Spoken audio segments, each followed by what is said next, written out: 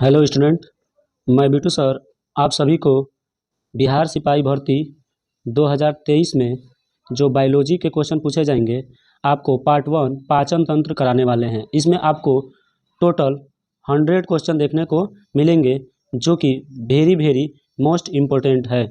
तो इस वीडियो को आप अंत तक देखें। यदि आप इस वीडियो से कुछ भी समझ पा रहे हैं तो इस वीडियो को आप लाइक कीजिए, सब्सक्राइब कीजिए और अपने दोस्तों के यहाँ शेयर कीजिए। चलिए चलते हैं हम क्वेश्चन की तरफ। जो भी हमारा बहुविकल्पी क्वेश्चन है उसको देखते हैं। तो चलिए क्वेश्चन की तरफ चलेंगे। क्वेश्चन हमारा दिया है जो भी बहुविकल्पी। पहला इसमें क्वेश्चन दिया गया है कि कड़कड़ाहट के लिए मानव जीव का संवेदनशील क्षेत्र है।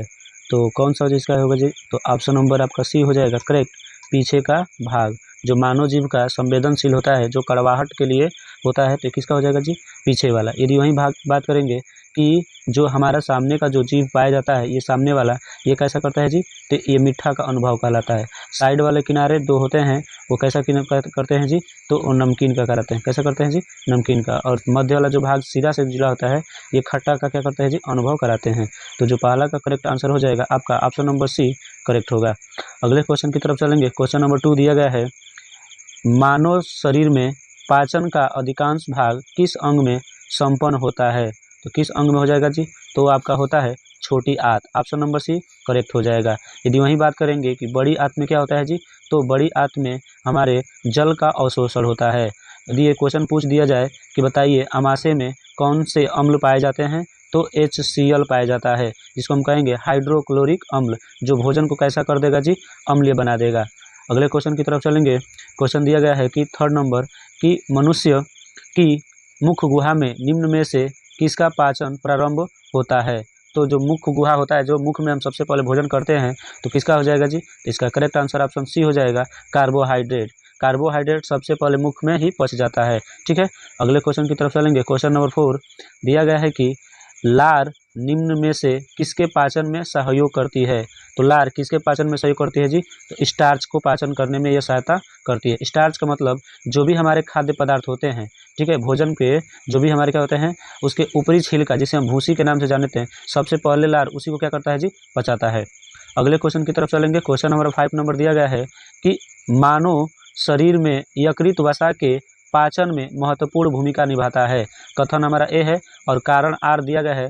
यकृत दो महत्वपूर्ण वसा पाचक एंजाइम उत्पन्न करता है। तो जो 5 नंबर हो जाएगा, दोनों सही हुए। दोनों क्या है जी? सही है। और उसका क्या है जी? आर उसका सही कारण अर्थात व्याख्या करता है। इसका करेक्ट आंसर हो जाएगा ऑप्शन नंबर ए, दोनों। ठीक है, अगले क्वेश्चन पे चलेंगे। क्वेश्चन नंबर 6 दिया गया है कि एंजाइम एक है। एंजाइम क्या है जी? एंजाइम आपका क्या हो जाएगा? एंजाइम एक बायो उत्प्रेरक है। ऑप्शन नंबर सी करेक्ट हो जाएगा। एंजाइम क्या है? बायो उत्प्रेरक है। अगले क्वेश्चन की तरफ चलेंगे। क्वेश्चन नंबर 7 दिया गया है कि एंजाइम मूलतः क्या है? एंजाइम मूलतः क्या हो जाएगा जी? इसका करेक्ट आंसर हो जाएगा आपका सी, प्रोटीन। ठीक है, अगले क्वेश्चन पे चलेंगे। अगले क्वेश्चन नंबर 8 हमारा दिया गया है कि एंजाइम है। एंजाइम क्या है जी? 8वें का जो करेक्ट आंसर हो जाएगा प्रोटीन हो जाएगा। ऑप्शन नंबर सी करेक्ट हो जाएगा। अगले क्वेश्चन पे चलेंगे। क्वेश्चन नंबर 9 दिया गया है, निम्नलिखित में से कौन सा एंजाइम ग्लूकोज को इथेनॉल में परिवर्तित करने को प्रेरित करता है? कौन सा हो जाएगा जी? ऑप्शन नंबर इसका करेक्ट हो जाएगा ए, जाइमेज। कौन सा हो जाएगा? जाइमेज। जो हमारा जाइमेज एंजाइम होता है, वो ग्लूकोज को एथेनॉल में परिवर्तित करने के लिए क्या करता है? उत्प्रेरक करता है। अगले क्वेश्चन की तरफ चलेंगे। क्वेश्चन नंबर 10 दिया गया है कि जैविक सिस्टम में रासायनिक क्रिया की प्रक्रिया को तेज करने में उत्तरदायी पदार्थ होते हैं। तो कौन सा उत्तरदायी पदार्थ हो जाएंगे जी? इसका आंसर नंबर हो जाएगा सी करेक्ट, एंजाइम। अगले क्वेश्चन पे चलेंगे। क्वेश्चन नंबर 11 दिया गया है कि निम्नलिखित में से किस एक की उत्पत्ति यकृत का कार्य करता है? तो यकृत का कार्य कौन सा करता है, अर्थात यकृत में क्या उत्पन्न होता है जी? इसका करेक्ट हो जाएगा यूरिया। अर्थात जो हमारा यकृत होता है ना, यकृत में किसका निर्माण होता है? यूरिया का। और यूरिया होता है वो संश्लेषित होता है। अगले क्वेश्चन की तरफ चलेंगे। क्वेश्चन नंबर 12 दिया गया है कि लिपिड का पाचन निम्नलिखित में से कुछ की उपस्थिति में होता है। जैसे एक दिया है पित्त अम्ल में, दूसरा दिया है लाइपेज में, तीसरा दिया है पेप्सिन में। जो इसका करेक्ट आंसर हो जाएगा 1 और 2, आपका जो पाचन होता है किसकी उपस्थिति में, लिपिड का, तो पित्त अम्ल की वजह से होता है और लाइपेज की वजह से होता है। जबकि पेप्सिन से हमारा प्रोटीन का पाचन होता है। किसका होता है जी, प्रोटीन का। अगले क्वेश्चन की तरफ चलेंगे। क्वेश्चन नंबर 13 दिया गया है कि एंजाइम लाइपेज का स्रोत है। एंजाइम जो होता है किसका स्रोत होता है जी, तो यह होता है अग्नाशय में। अग्नाशय में हमारे 3 तरह के एंजाइम पाए जाते हैं, जिसको हम LAT से याद करेंगे। L से होता है लाइपेज, क्या हो जाएगा जी, लाइपेज। A से होता है एमाइलेज, क्या हो जाएगा, एमाइलेज। और T से होता है ट्रिप्सिन, क्या हो जाएगा जी, ट्रिप्सिन। तो जो हमारा ये अग्नाशय ग्रंथि होती है, इसमें 3 प्रकार के एंजाइम पाए जाते हैं। अगले क्वेश्चन की तरफ चलेंगे। क्वेश्चन नंबर 14 दिया गया है कि मानव तंत्र में निम्नलिखित में से कौन सा एक पाचक एंजाइम नहीं है। तो इनमें से आपको बताना है कौन सा पाचक एंजाइम नहीं है। तो जो इसका करेक्ट आंसर हो जाएगा गैस्ट्रीन, यह पाचक एंजाइम नहीं है। ऑप्शन नंबर बी करेक्ट होगा। जबकि ट्रिप्सिन, टाइलिन और पेप्सिन यह एक प्रकार के क्या है जी, एंजाइम है। अगले क्वेश्चन की तरफ चलेंगे। क्वेश्चन नंबर 15 दिया गया है कि मानव शरीर में प्रोटीन का पाचन निम्नलिखित में से किस अंग में प्रारंभ होता है। अर्थात जो मानव में भोजन का जब पाचन होता है तो प्रोटीन का पाचन कहाँ से प्रारंभ हो जाता है। तो जो 15 का करेक्ट आंसर हो जाएगा आपका डी, अमाशय से। अमाशय में हम पीछे भी बता चुके हैं कि अमाशय में हमारा हाइड्रोक्लोरिक अम्ल भी पाया जाता है वहाँ पे, और प्रोटीन को पचाने के लिए भी एंजाइम पाए जाते हैं। अगले क्वेश्चन की बात करेंगे। क्वेश्चन नंबर 16 दिया गया है कि कथन ए है हमारे आहार में सभी प्रोटीन का पाचन केवल क्षुद्रांत में होता है। और कारण दिया गया है कि अग्नाशय से प्रोटीनों का पाचन करने वाली एंजाइम को क्षुद्रांत से छोड़ा जाता है। तो जो इसका करेक्ट आंसर हो जाएगा, इसमें देखेंगे क्वेश्चन के अनुसार, तो जो इसमें क्वेश्चन हो जाएगा इसका 16 का आपका डी, ए गलत होगा, और परंतु जो आर है वो हमारा क्या होगा जी, सही होगा। तो इसका करेक्ट आंसर हो जाएगा डी। अगले क्वेश्चन पे चलेंगे। क्वेश्चन नंबर 17 दिया गया है कि प्रोटीनों के पाचन में सहायक एंजाइम है। तो जो प्रोटीन का पाचन कराता है कौन सा कराएगा जी, तो इसका ऑप्शन नंबर हो जाएगा सी, ट्रिप्सिन। प्रोटीन का पाचन कौन करा देगा, ट्रिप्सिन करा देगा, वो सहायता करता है। अगले क्वेश्चन की बात करें। क्वेश्चन नंबर 18 दिया गया है कि स्टार्च को जल अपघटन से ग्लूकोज बनाने वाला एंजाइम है। जो हमारा स्टार्च होता है ना, उसको जल अपघटन कराएंगे तो कौन सा ऐसा एंजाइम है जो क्या करता है जी, ग्लूकोज को अपघटन करा देता है। तो 18 का जो करेक्ट आंसर हो जाएगा आपका ऑप्शन नंबर बी, एमाइलेज। अगले क्वेश्चन की तरफ चलेंगे। क्वेश्चन नंबर 19 दिया गया है कि कौन से परिवर्तन में एंजाइम ट्रिप्सिन उत्प्रेरक का कार्य करता है। तो कौन सा एंजाइम होगा जो ट्रिप्सिन उत्प्रेरक का कार्य करेगा। तो इसका जो करेक्ट आंसर हो जाएगा ऑप्शन नंबर सी, प्रोटीन को अमीनो अम्ल में बदल देता है। अगले क्वेश्चन पर चलेंगे। क्वेश्चन नंबर 20 दिया गया है कि मानव शरीर में पुच्छ कौन सी संरचना से संलग्न होता है। तो पूंछ मानव में होता है, वो कौन सी संरचना से संलग्न होता है जी, तो इसका करेक्ट आंसर हो जाएगा आपका ए, बृहद ग्रंथि में, अर्थात बृहदांत, जिसको हम कहते हैं बड़ी आंत भी कह सकते हैं। अगले क्वेश्चन की तरफ चलेंगे। क्वेश्चन नंबर 21 दिया गया है कि मानव शरीर में क्षुद्रांत के 3 संरचनात्मक भागों की लंबाई का कौन सा सही ह्रासवान क्रम है। अर्थात आपको बताना है कि इसमें कौन सा सही है। इसमें देता है शेषांत्र, मध्यांत्र और ग्रहणी। सबसे छोटा होगा शेषांत्र, उसके बाद मध्यांत्र पाया जाएगा, उसके बाद ग्रहणी। तो ऑप्शन नंबर डी इसका करेक्ट हो जाएगा। अगले क्वेश्चन पर चलेंगे। क्वेश्चन नंबर 22 दिया गया है कि एंजाइम तथा उसके कार्यों के सही जोड़े का चयन करें। आपको बताना है कि कौन सा जोड़ा सही सुलमित है। तो इसका जो करेक्ट आंसर हो जाएगा आपका, तो 22 नंबर क्वेश्चन दिया गया है कि एंजाइम तथा उनके कार्यों के सही जोड़े को चयन करें। पहला दिया है अम्लीय फास्फेट। ये अम्लीय फास्फेट सूत्र कणिका चिन्हक किण्वन को आक्सीकारक कार्यों से संबंधित करता है। यह क्या है जी, गलत है। उसके बाद दिया गया option number B, E coli प्रतिबंधित इंडोन्यूक्लियोसेकेंड। यह जो डीएनए को विशिष्ट स्थलों पर काटने के लिए होता है। तो यही इसका करेक्ट आंसर हो जाएगा ऑप्शन नंबर बी। अगले क्वेश्चन पर चलेंगे। क्वेश्चन नंबर 23 दिया गया है कि निम्नलिखित में से कौन सा लार की सहायता से पच जाता है। कौन ऐसा है जो लार की सहायता से पच जाएगा जी, तो इसका करेक्ट आंसर हो जाएगा बी, स्टार्च। 24 नंबर का क्वेश्चन दिया गया है कि अभिकथन ए दिया है मानव शरीर सेलुलोज के पाचन में असक्षम है, और इसका कारण बताते हुए आर बोला गया है मानव शरीर में स्टार्च अपघटक एंजाइम डाइस्टेज विद्यमान रहता है। तो जो पहला अभिकथन है ये भी तो सत्य है, और जो हमारा दूसरा कथन है ये भी क्या है जी, सत्य है। तो इसका जो करेक्ट आंसर हो जाएगा, दोनों ए तथा आर दोनों सही है, और लेकिन जो ये हमारा मानव शरीर में स्टार्च अपघटित होता है एंजाइम डाइस्टेशन का ये कारण गलत बता रहा है। तो इसका दोनों कथन हमारा सत्य है, लेकिन कारण क्या है, गलत है। तो इसका जो करेक्ट आंसर हो जाएगा ऑप्शन नंबर बी। अगले क्वेश्चन पे चलेंगे। क्वेश्चन नंबर 25 दिया गया है कि शरीर में आंतरिक ग्लूकोज ग्लाइकोजन में परिवर्तित होकर भंडारित रहता है। ये कहाँ भंडारित रहेगा जी? तो हमारा ऑप्शन नंबर बी करेक्ट हो जाएगा, यकृत में। अगले क्वेश्चन की तरफ चलेंगे। क्वेश्चन हमारा दिया गया है कि 26 10 दिनों से अधिक दिन तक उपवास करने पर लीवर पर क्या प्रभाव पड़ता है? तो हम 10 दिन से अधिक यदि उपवास रहते हैं, जिसको हम फास्टिंग बोलते हैं, रखेंगे, तो हमारे लीवर पर अर्थात यकृत पर क्या प्रभाव पड़ेगा, आपको बताना है। तो 26 का जो करेक्ट आंसर हो जाएगा आपका ए, लीवर में ग्लूकोज स्तर कम हो जाएगा। ठीक है, अगले क्वेश्चन की तरफ चलेंगे। क्वेश्चन नंबर 27 दिया गया है कि यकृत एवं मांसपेशियों में ऊर्जा जमा होती है। जो हमारा यकृत होता है या मांसपेशियों, इसमें ऊर्जा जमा होती है, तो किसके रूप में जमा होती है जी? इसका करेक्ट आंसर हो जाएगा आपका डी, ग्लाइकोजन के रूप में।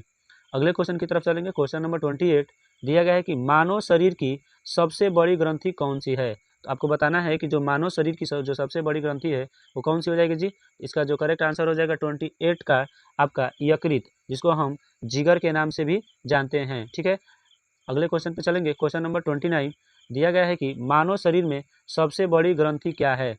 तो 29 का जो करेक्ट आंसर हो जाएगा, ये रिपीट क्वेश्चन हो जाएगा आपका, यकृत हो जाएगा। ठीक है, अगले क्वेश्चन की तरफ चलेंगे। क्वेश्चन नंबर 13 दिया गया है कि निम्न अंगों में से पित्त का संचय किसमें होता है? अर्थात आपको बताना है कि पित्त कहाँ से संचय किया जाता है। तो इसका करेक्ट आंसर हो जाएगा आपका डी, पित्ताशय से। अगले क्वेश्चन की तरफ चलेंगे। क्वेश्चन नंबर हमारा 31 दिया है, शरीर के किस भाग में पित्त का निर्माण होता है? पित्त का निर्माण कहाँ होता है जी? तो ऑप्शन नंबर ए करेक्ट हो जाएगा आपका, यकृत में होता है। ठीक है, अगले क्वेश्चन पे चलेंगे। क्वेश्चन नंबर 32 दिया गया है कि पित्ताशय में उपस्थित पत्थर निम्नलिखित में से किसका पाचन प्रभावित करता है? तो जो पित्ताशय होता है ना, वो किसको प्रभावित करता है जी?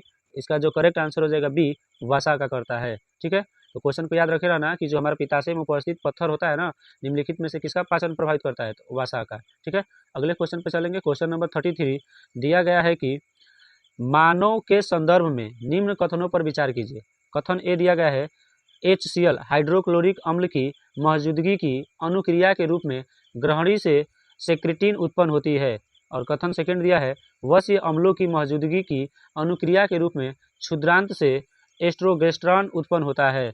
तो 33 का जो करेक्ट आंसर हो जाएगा, तो बताना कौन सा कथन सही है। तो कथन 1 और कथन 2 दोनों हमारा क्या है जी? सही है। तो जो इसका करेक्ट आंसर हो जाएगा ऑप्शन नंबर सी। अगले क्वेश्चन पे चलेंगे। क्वेश्चन नंबर 34 दिया गया है कि निम्नलिखित में से कौन सा एंजाइम प्रोटीनों को एमिनो अम्ल में विघटित करता है? तो कौन सा एंजाइम होता है जो प्रोटीनों को एमिनो अम्लों में क्या करता है जी? विघटित करेगा। तो ऑप्शन नंबर ए करेक्ट हो जाएगा, पेप्सिन। अगले क्वेश्चन की तरफ चलेंगे। क्वेश्चन नंबर 35 दिया गया है कि सूची फर्स्ट को सूची सेकंड से सुमेल कीजिए और सूचियों के नीचे पुट का प्रयोग करते हुए सही उत्तर का चयन करें। आपको बताना है कि इसको मैं, जैसे आप दिया गया है कि ए टाइलिन रक्त में एरियोओटेजिसोनों को एरियोटोजिन्स में बदलता है।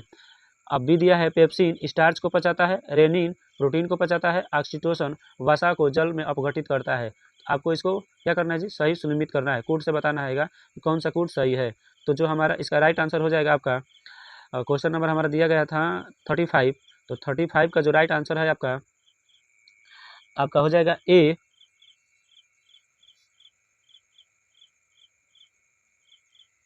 हो जाएगा। अगले क्वेश्चन पे चलेंगे। क्वेश्चन नंबर 36 क्वेश्चन की बात करेंगे।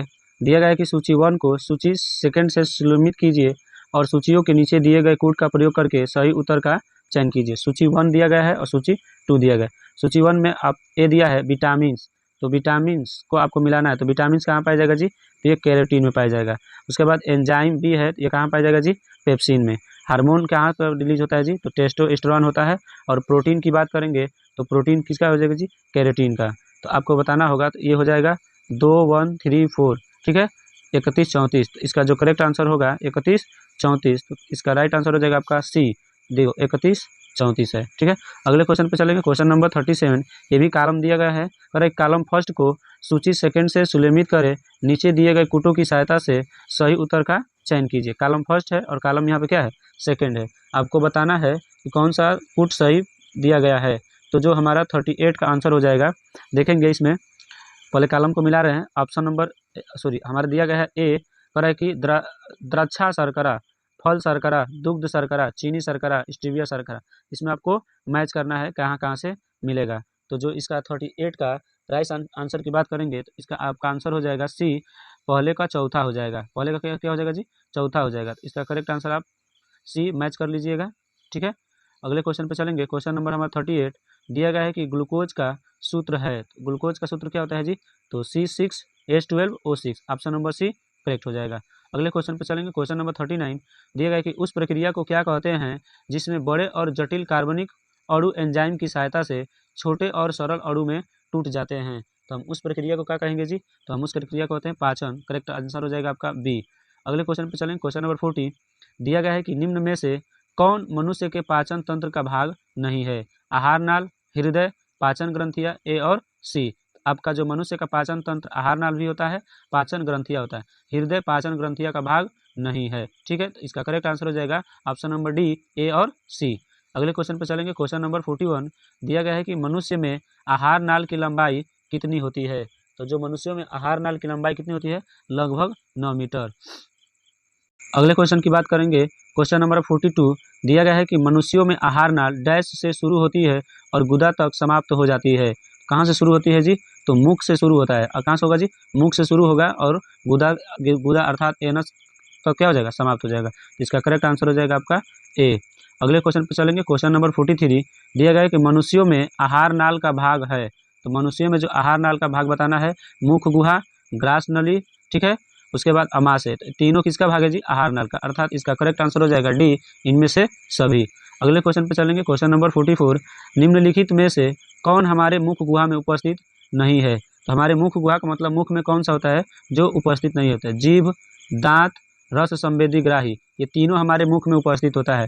जबकि एपीग्लोटिस ये मुख में नहीं उपस्थित होता है। ये कहाँ उपस्थित होता है जी, ग्रास नली में उपस्थित होता है। कहाँ होता है, ग्रास नली में। और यह ढक्कन की तरह होता है, ढक्कन का काम करता है, ठीक है। और यह हमारा जो हमारा दो पाइप जाता है, एक पाइप को हम फूड पाइप के नाम से जानते हैं और एक पाइप को एयर पाइप के नाम से जाने जाते हैं। वहीं पर हमारा एपोग्लोटिस लगा हो जाता है। तो इसका करेक्ट आंसर हो जाएगा डी, एपीग्लोटिस हमारे मुख गुहा में नहीं उपस्थित होता है।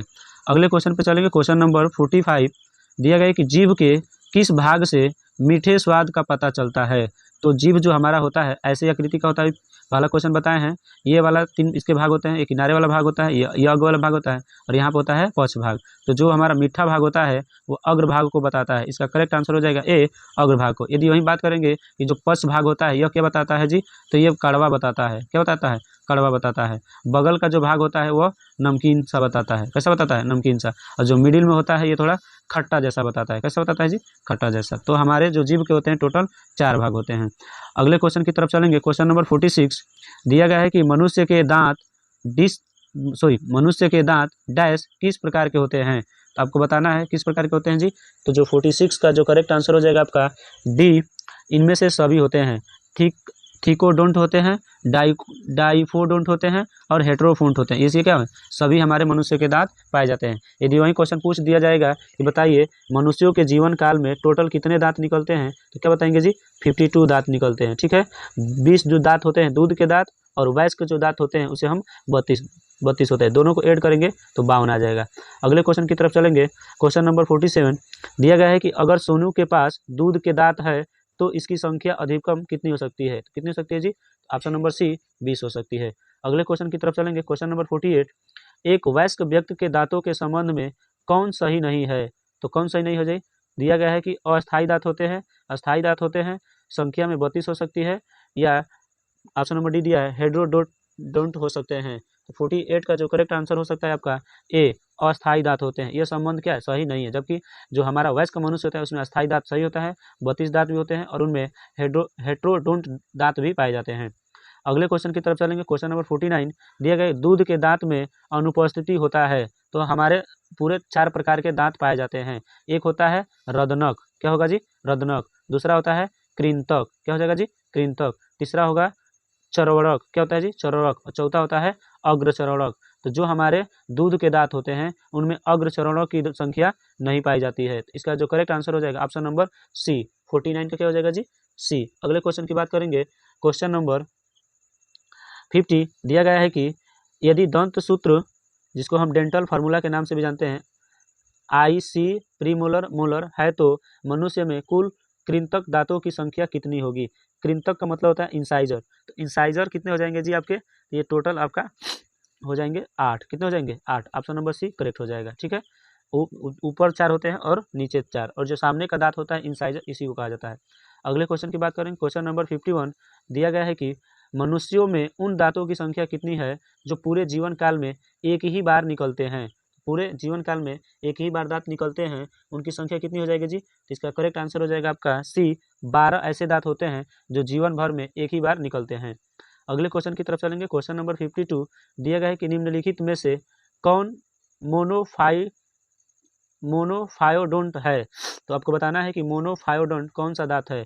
ऑप्शन ए दिया है अक्ल की दांत, ऑप्शन बी दिया है अग्रचर्वणक, ऑप्शन सी दिया है कृंतक, और ऑप्शन डी दिया है ए और बी। दोनों में से आपको बताना है कौन सा हो जाएगा जी। तो जो अक्ल की दांत और अग्रचर्वणक, ये दोनों कैसे दांत कहलाते हैं जी, मोनोफायोडोंट। ठीक है, तो इसका करेक्ट आंसर हो जाएगा ऑप्शन नंबर डी, ए और बी दोनों सही होंगे।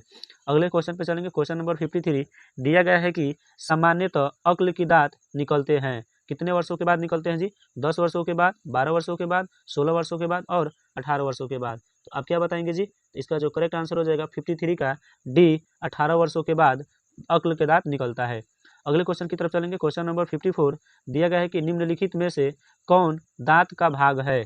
बताना है आपको कौन इनमें से दांत का भाग है, शिखर, जड़, ग्रीवा या इनमें से सभी। तो 54 का आपका करेक्ट आंसर हो जाएगा इनमें से सभी। आपका शिखर भी होगा, ग्रीवा भी होगा और जड़, ये सब पाए जाते हैं हमारे कहाँ, दांत के भाग हैं। अगले क्वेश्चन पे चलते हैं, क्वेश्चन नंबर 55 दिया गया है कि दांत का वह भाग जो मसूड़ों के ऊपर निकलता है क्या कहलाता है। तो क्या कहलाएगा जी। तो इसका करेक्ट आंसर हो जाएगा सी, क्राउन। जो दांत वह जो मसूड़ों के ऊपर निकलेगा ना, उसे हम क्या कहेंगे जी, क्राउन कहेंगे। अगले क्वेश्चन पे चलेंगे, क्वेश्चन नंबर 56 दिया गया है कि प्रत्येक दांत के भीतर एक गुहा होती है जिसे जिसे क्या कहा जाता है। तो जो हमारा दांत होता है ना, प्रत्येक दांत में क्या होता है, गुहा होती है, तो उसे हम क्या कहते हैं जी। तो इसका करेक्ट आंसर हो जाएगा ए, मज्जा गुहा या पल्प कैविटी। क्या बोलेंगे जी, पल्प कैविटी। अगले क्वेश्चन की तरफ चलेंगे, क्वेश्चन नंबर 57 दिया गया है कि हमारे दांत का अधिकांश हिस्सा हल्के पीले रंग के पदार्थ डैश का बना होता है। तो किसका बना होता है जी। इसका जो करेक्ट आंसर हो जाएगा 57 का आपका डी, डेंटाइल का बना होता है। यदि यही आपसे पूछ दिया जाएगा कि दांत का सबसे या हमारे शरीर का सबसे कठोर भाग कौन सा होता है, तो क्या बताएंगे जी। तो दांत का हमारा इनामेल होता है। ठीक है, अगले क्वेश्चन की तरफ चलेंगे, क्वेश्चन नंबर 58 दिया गया है कि डैश दांत के संवेदी स्तर को सुरक्षा प्रदान करता है और दांत को चमकीला बनाकर रखता है। तो इनमें से आपको बताना है कौन सा सही करेक्ट इसका आंसर होगा। तो 58 का जो करेक्ट आंसर होगा ऑप्शन नंबर बी, क्या हो जाएगा जी, इनामेल। इनामेल ही ऐसा होता है जो दांतों को सुरक्षा भी करता है और उसको चमकीला भी बनाता है। ठीक है, और ये मजबूत भी होता है। अगले क्वेश्चन की तरफ चलेंगे, क्वेश्चन नंबर 59 मानव शरीर का सबसे कठोर भाग कौन है। तो मानव शरीर का सबसे कठोर भाग क्या कहलाएगा जी। तो ये इनामेल कहलाता है जो दांतों के ऊपरी भाग पे पाया जाता है। ऑप्शन नंबर सी इसका करेक्ट आंसर होगा। अगले क्वेश्चन की तरफ चलेंगे, क्वेश्चन नंबर 60 दिया गया है कि मानव शरीर का सबसे कठोर ऊतक कौन सा है। आपको बताना है कि मानव ऊतक का सबसे कठोर ऊतक कौन सा हो जाएगा जी। इसका करेक्ट आंसर हो जाएगा आपका सी, हड्डी। यदि ऊतक की बात करेगा तो हड्डी आपको बताना होगा। ठीक है, अगले क्वेश्चन की तरफ चलेंगे, क्वेश्चन नंबर 61 दिया गया है कि हमारे दांत का इनामेल और डेंटाइन मुख्य रूप से किससे बना होता है। आपको बताना है ये किससे बना होता है जी। तो इसका जो करेक्ट आंसर हो जाएगा ऑप्शन नंबर बी, कैल्शियम और फास्फोरस से।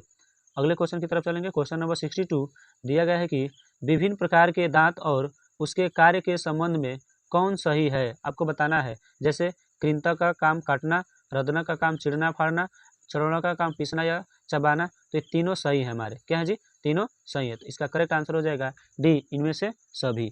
अगले क्वेश्चन पर चलेंगे, क्वेश्चन नंबर 63 दिया गया है कि मुख्य गुहा की एक छोटी डैश में खुलती है जो वायु एवं भोजन दोनों का ही पथ है। तो इसका करेक्ट आंसर हो जाएगा 63 का बी, ग्रसनी। ठीक है, मुख्य गुहा एक छोटी ग्रसनी में खुलती है जो वायु और भोजन दोनों का ही पथ कहलाता है। इसको हम फूड पाइप और या हम एयर पाइप के नाम से भी जानते हैं। ठीक है, यहीं पर हमारा एपीग्लोटिस भी लगा होता है। अगले क्वेश्चन की तरफ चलेंगे, क्वेश्चन नंबर 64 दिया गया है कि डैश भोजन को निगलते समय श्वसन नली में जाने से रोकती है। जब हम भोजन निगलते हैं ना तो श्वास नली में भोजन को जाने से कौन रोकता है जी? इसका करेक्ट आंसर हो जाएगा आपका ए, एपिग्लोटिस, जो ढक्कन की तरह होता है, श्वास नली को ढक लेता है। अगले क्वेश्चन पर चलेंगे। क्वेश्चन नंबर 65 दिया गया है कि हमारे शरीर में ग्रास नली की लंबाई लगभग कितनी होती है? तो जो 65 का करेक्ट आंसर हो जाएगा आपका सी, 25 सेंटीमीटर। अगले क्वेश्चन की तरफ चलेंगे। क्वेश्चन नंबर हमारा 66 दिया है, आहार नाल के किस भाग में कोई पाचन की क्रिया नहीं होती है? आपको बताना है कि बताइए इसमें कौन सा ऐसा भाग है जहां पाचन की क्रिया नहीं होती है। तो कहाँ पे पाचन की क्रिया नहीं होगी जी? तो इसका जो करेक्ट आंसर हो जाएगा ऑप्शन नंबर बी, ग्रास नली में पाचन की क्रिया नहीं होती है। जबकि पाचन क्रिया कहाँ से स्टार्ट होती है जी? तो सबसे पहले पाचन कहाँ से होगा हमारा? मुख से। उसके बाद मुख से भोजन कहाँ जाएगा जी? ग्रास नली में। कहाँ जाएगा? ग्रास नली में। ग्रास नली में भोजन का पाचन नहीं होता है। उसके बाद कहाँ जाएगा जी? अमाशय में। अमाशय से भोजन पचेगा और भोजन पचने के बाद कहाँ चला जाएगा जी? छोटी आंत में। और छोटी आंत में हमारा भोजन का पूर्ण रूप से पाचन हो जाएगा। जो भी इसमें पदार्थ बच जाएंगे चला जाएगा कहाँ? बड़ी आंत में। और बड़ी आंत में केवल क्या होगा? जल का अवशोषण होगा। उसके बाद बेकार पदार्थ एनस के माध्यम से बाहर हो जाता है। तो ये हमारे पूरे आहार नाल के भाग होते हैं। अगले क्वेश्चन की तरफ चलेंगे। क्वेश्चन नंबर 66 दिया गया है कि बोलस का ग्रास नली में पहुंचते ही इसकी दीवारों में शीतलन या फैलाव शुरू हो जाता है। तो इसे हम क्या कहते हैं? तो 66 का जो आंसर हो जाएगा आपका करेक्ट सी, क्रमाकुंचन के कारण होता है। किसकी वजह से होता है जी? क्रमाकुंचन के कारण से। अगले क्वेश्चन पे चलेंगे। क्वेश्चन नंबर 68 दिया गया है कि अमाशय उदर गुहा में बाईं ओर स्थित होता है। यह अंग्रेजी के किस अक्षर के जैसा दिखाई देता है? तो अमाशय अंग्रेजी के कैपिटल जे की तरह दिखाई देता है, अर्थात इसका करेक्ट आंसर हो जाएगा आपका डी। अगले क्वेश्चन पे चलेंगे। क्वेश्चन नंबर 69 दिया गया है कि निम्न में से कौन सा एक अमाशय का भाग छोटी आंत के सबसे नजदीक है? तो अमाशय का सबसे छोटी भाग ये कौन सा हो जाएगा जी? तो इसका हो जाएगा करेक्ट आंसर आपका बी, पाइलोरिक। क्या हो जाएगा जी? 69 का करेक्ट आंसर आपका बी, पाइलोरिक। अगले क्वेश्चन पर चलेंगे। क्वेश्चन नंबर 70 दिया गया है कि जठर ग्रंथि किससे संबंधित है? अर्थात जो जठर ग्रंथियां है ये कहाँ पाया जाता है? तो ये हमारे अमाशय में पाया जाएगा। ठीक है, ऑप्शन नंबर डी इसका करेक्ट आंसर हो जाएगा। अगले क्वेश्चन पे चलेंगे। जठर ग्रंथियां डैश स्रावित करती है। तो जठर ग्रंथि से हमारा जठर रस का निर्माण होता है। इसका करेक्ट आंसर हो जाएगा बी, जठर रस। अगले क्वेश्चन पे चलेंगे। क्वेश्चन नंबर 72 दिया गया है कि जठर रस के संदर्भ में कौन असत्य है? यह अम्लीय प्रकृति का होता है, सही है। यह क्षारीय प्रकृति का होता है। यह हल्के पीले रंग का होता है। इसका पीएच मान 1.2 से 3 तक होता है, ये भी सही है। ये हल्के पीले रंग का होता है, ये गलत हो जाएगा। ऑप्शन नंबर बी क्या? ये क्षारीय नहीं होता है। कैसा होता है जी? अम्लीय होता है। तो इसका करेक्ट आंसर हो जाएगा बी, यह का हमारा असत्य कथन होगा। अगले क्वेश्चन पर चलेंगे। क्वेश्चन नंबर 73 दिया गया है कि जठर रस किसका मिश्रण होता है? तो जठर रस किसका मिश्रण होगा जी? तो इसका करेक्ट आंसर आपका हो जाएगा, आपको बताना है हाइड्रोक्लोरिक अम्ल HCl का होगा, म्यूकस का होगा, पेप्सिनोजन का होगा या पोरेनिन का होगा। तो 73 का जो करेक्ट आंसर होगा आपका D, A B C D तीनों का होगा। ठीक है, हाइड्रोक्लोरिक अम्ल का भी होगा, म्यूकस का भी होगा, पेप्सिनोजन का भी होगा और प्रोपेनिन का भी होगा। तो इसका करेक्ट आंसर हो जाएगा ऑप्शन नंबर डी। ठीक है, अगले क्वेश्चन पे चलेंगे। क्वेश्चन नंबर 74 दिया गया है कि जठर रस में श्लेष्मा या म्यूकस का स्राव जठर ग्रंथि के किस कोशिका के द्वारा होता है? तो 74 का जो करेक्ट आंसर हो जाएगा ग्लाबेट कोशिका के द्वारा होता है। ऑप्शन नंबर ए सही हो जाएगा। अगले क्वेश्चन पे चलेंगे। क्वेश्चन नंबर 75 दिया है कि जठर रस में उपस्थित हाइड्रोक्लोरिक अम्ल का मुख्य कार्य क्या है? तो जठर रस में जो भी उपस्थित होता है हाइड्रोक्लोरिक अम्ल का मुख्य कार्य क्या होगा जी? तो यह निष्क्रिय एंजाइम को सक्रिय करता है, बात सही है। यह भोजन के साथ आने वाले कीटाणुओं को नष्ट करता है, ये भी सही है। यह भोजन को मुलायम बनाता है, ये भी सही है। अर्थात इसका करेक्ट आंसर हो जाएगा ऑप्शन नंबर डी, जो जठर रस में उपस्थित हाइड्रोक्लोरिक अम्ल है इसके ये सभी कार्य क्या है? सत्य है। तो नेक्स्ट क्वेश्चन पे चलेंगे। तो नेक्स्ट क्वेश्चन है क्वेश्चन नंबर 76 दिया गया है कि निम्नलिखित में से कौन प्रोटियोलाइटिक एंजाइम है? तो कौन सा हो जाएगा जी? इसका करेक्ट आंसर हो जाएगा आपका पेप्सिन और रेनिन। ये क्या है जी? प्रोटियोलाइटिक एंजाइम है। ठीक है, तो इसका करेक्ट आंसर हो जाएगा आपका ए और सी दोनों सही होंगे।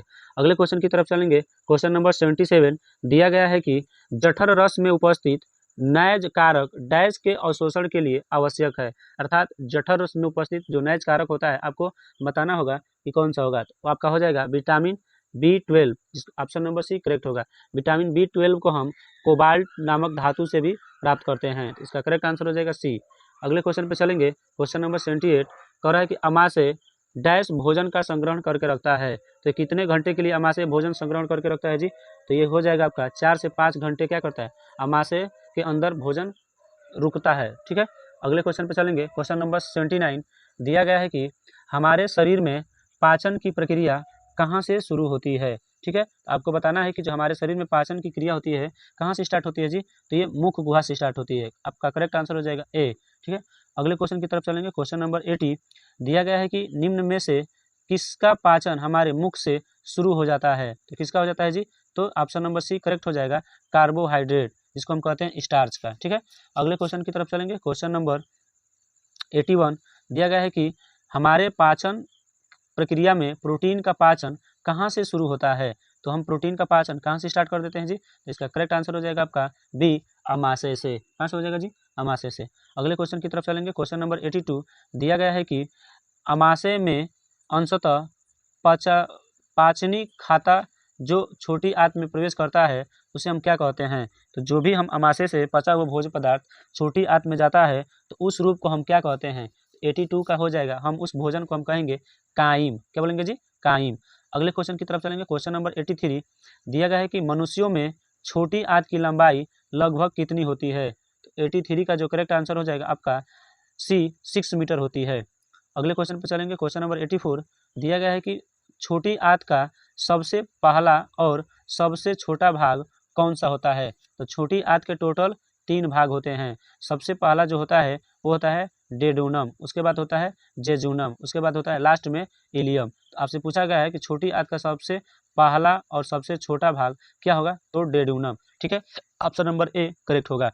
अगले क्वेश्चन पे चलेंगे। क्वेश्चन नंबर 85 दिया गया है कि मानव शरीर में डेडोनम की आकृति अंग्रेजी के किस अक्षर जैसी होती है। तो किसके अक्षर की जैसी होती है जी? इसका जो 85 का करेक्ट आंसर हो जाएगा बी, सी। ठीक है, सी आकार का होता है। ठीक है, मान लो ये छोटी आंत है तो छोटी आंत ऐसे ही आती है। उसके बाद यहाँ से स्टार्ट हो जाता है हमारा छोटी आंत में ये डोडोनम हो जाएगा। उसके बाद डोडोनम के बाद जेजुनम यहाँ से हो जाएगा और लास्ट में हमारा इलियम ऐसे आता है। ठीक है, तो किस आकृति का है जी? सी आकृति का हो जाएगा। ठीक है, अगले क्वेश्चन पे चलेंगे। क्वेश्चन नंबर 86 दिया गया है कि मानव शरीर में खाना का सबसे अधिक पाचन कहाँ होता है। तो मानव शरीर में खाना जो पचता है सबसे अधिक कहाँ पचता है जी? ऑप्शन नंबर सी करेक्ट हो जाएगा, छोटी आंत में। अगले क्वेश्चन की बात करेंगे। क्वेश्चन नंबर 87 दिया गया है कि मानव आहार नाल का सबसे लंबा भाग क्या है। तो जो सबसे लंबा भाग आपको बताना है आहार नाल का वो क्या होता है जी? तो 87 का जो करेक्ट आंसर होगा आपका डी, छोटी आंत। क्या हो जाएगा? छोटी आंत, ये सबसे लंबा भाग होता है। अगले क्वेश्चन की तरफ चलेंगे। क्वेश्चन नंबर 88 दिया गया है कि मानव शरीर में पाचन की प्रक्रिया डैश समाप्त हो जाती है। मतलब कहाँ समाप्त हो जाती है? तो बड़ी आंत से रेक्टम में जाने के बाद क्या होती है जी? समाप्त हो जाती है। इसका करेक्ट आंसर हो जाएगा ऑप्शन नंबर सी, 88 का।